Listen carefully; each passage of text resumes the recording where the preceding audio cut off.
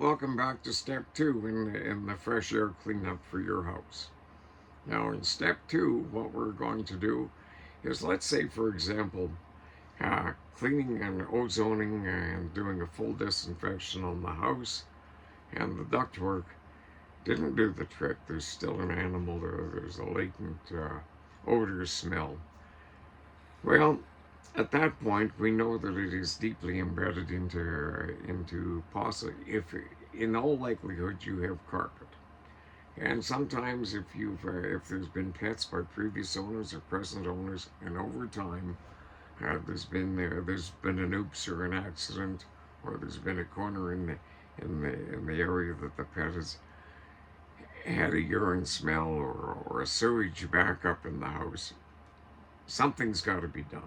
Well, at that point, often the solution is they decide that all you can do is basically rip up all the carpet, rip up all the subfloor, and essentially forego an extremely big cost to remediate the problem. However, in nature's breath concept, as far as natural processes, I have a non-allergenic couple of solutions.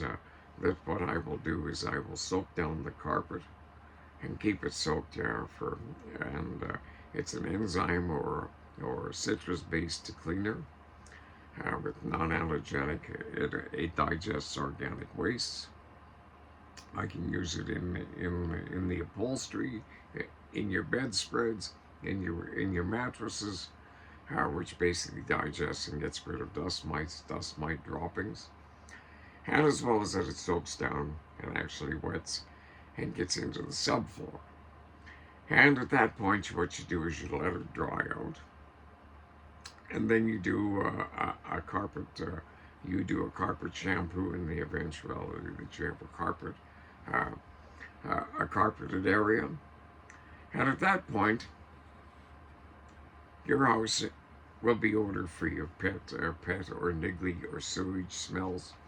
Now, as far as molds and mildew, you have to get rid of the humidity problem first. But if you have got rid of the humidity problem and there's still that nagging, moldy, mildewy thing, or perhaps you have a cold room where you stored vegetables or meat or cold locker, we basically go in there and spray it down with enzymes after we do an ozone treatment again, because sometimes more than just the basic shock treatment of a few hours to a house is required for extreme cases.